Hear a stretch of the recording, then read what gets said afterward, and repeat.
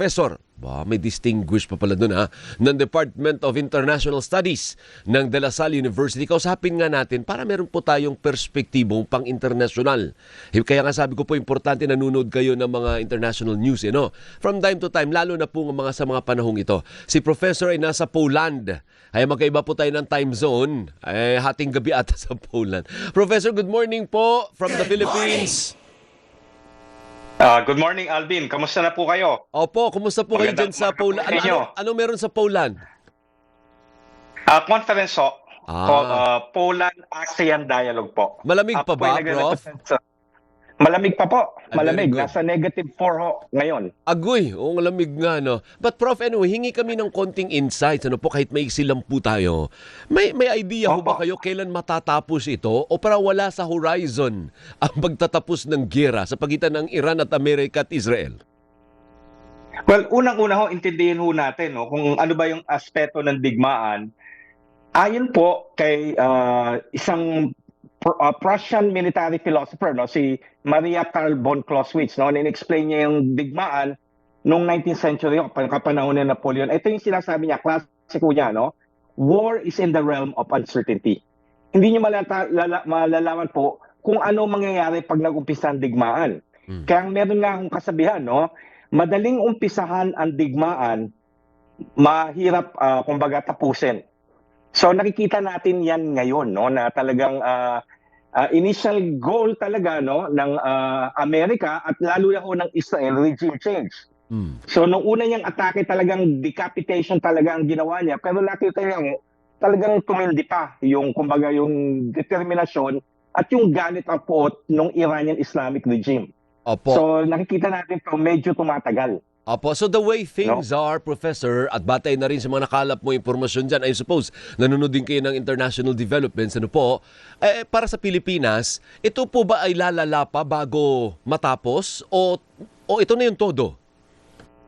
Expectin natin yung further escalation. Kasi sabi ni Donald Trump, ibang signals ang pinadadala niya. Unang sabi niya, maaring mag-wind down to, pero mukhang magdi-deploy siya ng ground troops, specifically yung United States Marine Corps. In fact, 2 Marine Expeditionary Unit ang nagko-converge ngayon papuntang Strait of Hormuz. So yung isa galing po sa California, yung isa galing po sa lugar natin. Yung 31st Marine Expeditionary Unit na galing po, actually just Okinawa, yung isa naman galing po sa California po. Apo. So pag nag-deploy sila ng ground troops or tinatawag natin boots on the ground, expect po natin na talagang further escalation po. Kasi mula nangyayari na tinatawag natin stand-off war na gumagamit ng cruise missile, drones at mga ballistic missiles. Dito makikita natin ang pagpasok ng tinatawag natin ground troops, specifically yung United States Marine Corps Expeditionary Units po. Nakakalungkot, Professor. Actually, may forum po kaming ginawa dito sa ANC nung Friday. Ang tanong ko po sa mga bisita ko kung may ilalala pa, ang sagot nila meron pang ilalala. So nakakalungkot po para sa ating mga Pilipino dahil dalawa yung tama sa atin, tama sa OFWs at tama po sa presyo ng petrolyo. Ano po, Professor? Sagot po dyan, lalala yan, pero magkakaroon naman ng adjustment mechanism. Ang nangyayari ngayon, we are experiencing initial shock speculation, lalo na sa presyo ng langiso. Pero katulad na nangyari nung digmaan, nag-umpisa yung digmaan ng Russo at Ukraine, grabe rin yung taas ng langis, pero eventually nagkakaroon adjustment yung mga lalo na kasi ang cost talaga ng gulo dito, yung pagtaas ng langis, yung nangyayari sa Strait of Hormuz. So eventually yung mga tankers yan, lalayo dyan o magkakaroon ng paraan na i-transport ang langis mula sa Middle East na hindi dumadaan sa Strait of Hormuz. Opo. So magkakaroon talaga eventually adjustment. I would say slowly bababa yung presyo ng langis.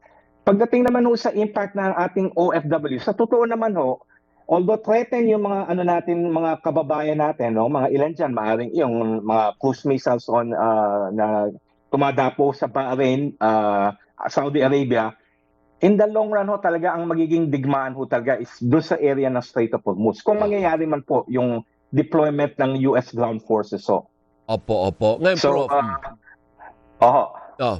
Prof, doon naman sa Iran po, no, sabi ng US, panalo na raw sila, nagdeklara na ng victory si US President Trump, ano po. Pero paki-explain nyo nga po, ba't hindi nila magapi-gapi yung Iran? Ay sabi nila, di ba, kayang Iran. Tingnan mo naman, lumalaban yung Iran. Ang dami pang pinsalang dinudulot sa ibang parte ng mundo, lalo na sa Gulf countries. Ibig sabihin, hindi siya patay. Buhay na buhay pa yung Iran, Prof. Hindi, kasi dalawa rin yung titignan nyo sa gera ho, yung objectives. No? Kasi ang objectives ho talaga ng Estados Unidos, no? Talagang denuclearization and of course, kumbaga pahinain ho yung capability ng Islamic regime. Pero napansin nyo ho, yung aspeto ng regime change hindi na ginagamit ng Estados Unidos. So on the basis of this, sasabihin ni Donald Trump, nasira na namin yung nuclear weapons program ng Iran, highly degraded na yung capability niya, even yung conventional military capability, at pangatlo ho doon, no, yung aspeto ng paggamit ng Iran ng mga proxies, katulad doon ng Hezbollah, Hamas, at saka mga Houthis. So, kumbaga, sinisira ho ngayon ng Israel yung Hezbollah, lalo na sa Lebanon, no? So, pwedeng sabihin ng Amerika na we have achieved the goals of sinira na namin yung capability ng Iran for developing yung nuclear weapons program. Pangalawa ho, yung military capability ng Iran. Specifically, yung missile capability. So, tapos na. So, pwede niyang sabihin ho yun. At whose expense? Di ba? At the expense of the rest of the world. Tignan mo naman, tayo lahat nagsasuffer dahil doon. Hindi nga siya nagpaalam sa mga allies niya. Ngayon, kailangan niya yung mga allies niya, Professor, para lang tulungan siyang bantayan yung Strait of Hormuz. Oo, na-achieve niya ho. 6 na bansa nag-declare. They will send through forces ho. Naglabas ng statement ang Britain, ang France, ang Germany, Italy ho yata, 6 ho pati Japan, kasama Japan. Nag-declare ho magpapadal sila ng task force. Ang Poland ho, actually nandun Hindi lang nag-a-announce ang Poland. Okay. Nandun na yung naval task force nila. So, eventually, medyo nayanig din yung mga NATO member states. Sabi nila, kung hindi mo kami tutulungan, baka umalis kami ng NATO. Kaya immediately, nag-declare ng suporta. Yung mga tinatawag natin major NATO US allies. Opo. Germany, Britain, and France. So, nakuha rin noon ni Donald Trump yung goal niya na talagang, kumbaga, yanigin, sindakin yung mga NATO member states. Ganun ang mag-treat si Donald Trump sa mga NATO allies. Opo, parang napuwersa din, ano. But anyway, Prof, one last. So, sa lahat ng mga nangyayaring ito, para sa mga Pilipino, paano ba, how should we appreciate kasi may implikasyon po sa atin, hindi ho ba? Paano, wala tayo, meron lang naman tayo as a country, wala naman tayong pwedeng iambag dun sa giyera na yan, hindi ho ba, Professor?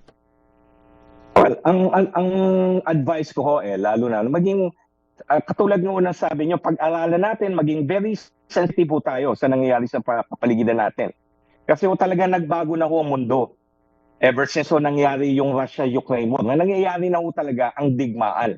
Katulad doon na nangyari nung digmaan nung tinatawag natin Second World War. Kasi nagbago na ang mundo, talagang divided talaga ang mundo between, of course, yung Estados Unidos, mga alyansa niya, yung tinatawag natin rules-based international order, laban sa, kumbaga, alignment ng Ruso, China, North Korea, and of course, Iran po. At sabi ko nga pwedeng mangyari sa atin to kasi habang nangyayari yung digmaan laban ng Estados Unidos, tsaka Israel laban sa Iran, nagmamatsyag ang China. At kasi balak ng girahin ng China ang Taiwan by next year.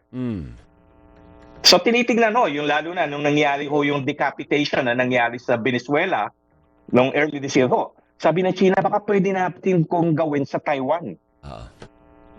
So, in fact, kung mangyayari yan sa Taiwan, mas talaga dapat nating matyagan dahil kapitbahay natin ng Taiwan. At meron lalo na doon, meron tayong 250,000 Filipino overseas workers sa Taiwan. At kapitbahay natin. Tama. Mas malapit-lapit sa atin. Professor, thank you and good luck po sa forum ninyo dyan sa Poland. Mag-ingat po kayo dyan sa, nasaan ka ba? Nasa capital? Are you in the capital?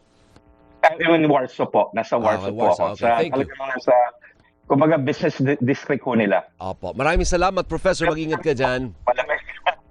Bye. Good morning. Si Professor Renato De Castro po yan, isang foreign policy expert and distinguished professor ng Department of International Studies sa De La Salle University. Magandang